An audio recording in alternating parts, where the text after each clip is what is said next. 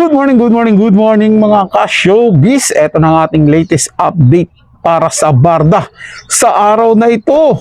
Tara ating silipin ang mga ganap ni Barbie Fortesa at David Licauco. Pero bago po tayo magpatuloy, nais ko lang po kayong pasalamatan. Paulit-ulit po ako magpapasalamat sa inyong suporta at panonood dito sa ating channel. Maraming salamat mga ka-showbiz at mga kapwa Barda fans ko dyan. At maraming salamat din sa mga haters na nanonood dito sa ating channel. Tuloy lang po kayo at magkomento at pupusuan ko po yan.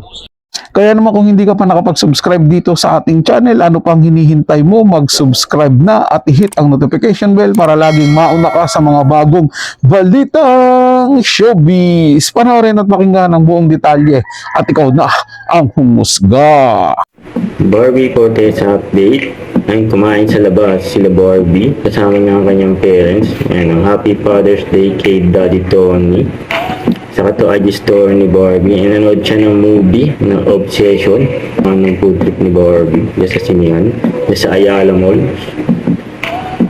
Ito may maswerte pa na pagpa-picture kay Barbie. Ayan, birthday daw niya. Ayon sa caption. Ayan o. Ito babati ni Barbie. Hi po, Ma'am Corazon C. This is Barbie Fortesa. Maraming salamat po sa suporta ninyo. I super appreciate you. I hope to meet you soon po. Anak niyo pa lang po ang na-meet ko and sobrang bait, sobrang sipag. Mag-ingat po kayo palagi. Yan o. Natsikahan ang kumare na si Barbie sa si Bianca Umali during Mega Ball 2026. David Licauco update, and during birthday celebration niya sa McDonald's kasama yung mga fans niya. Ito yung video. 4, 3, 2, Ayan si David.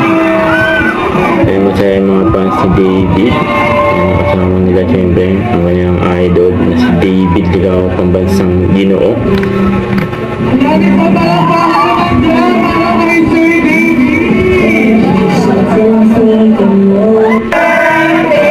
Happy birthday din. Siyempre kay David Licauco. Kasama yung mga fans niya. Yung para happy David Meron tayo siya ng happy birthday ng mga fans niya. Happy birthday kay David.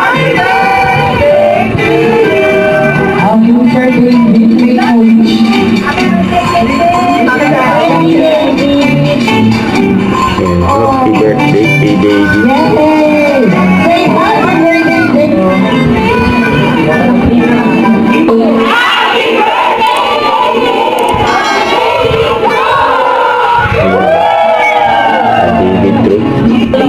Kababati. Ay, Corazon, salamat sa support mo. God bless you. Sige.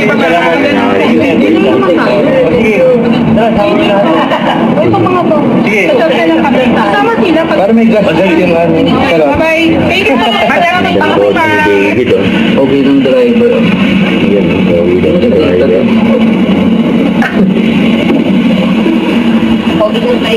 Ay, angan, Bill. Eto mga ka-showbiz, mga kapwa Barda fans ko dyan, bago ako magbigay ng reaction dito kay Barbie Fortesa, may tanong lang po ako sa inyo. Kung napansin nyo rin ba ito, kung pinanood nyo itong video na to, may napansin po ba kayo kay David Licauco? Diba sa last part naman, ipinakita yung kay David Licauco yung ganap niya. Pero may napansin po ba kayo kay David? Comment nyo po dyan sa ibaba kung anong napansin nyo kay David. O ito kasi yung napansin ko. Parang kulang sa ngiti, kulang sa happiness. Diba? Nakita nyo, ikumpara nyo, maghanap kayo ng ibang clip diyan, nakasama niya si Barbie Fortesa. Tignan nyo mabuti kung gaano kaganda yung ngiti niya. Ikumpara nyo sa ngiti niya diyan na mag-isa siya. Yun lang po yun sa akin, sa inyo, i-komento nyo kung ano yung napansin nyo. Diba? Pagdating kay Barbie Fortesa, ganun din, nakita nyo yun kahit na bumabati siya. Para talagang may kulang. Meron siyang hinahanap. Iba talaga pag magkasama silang dalawa.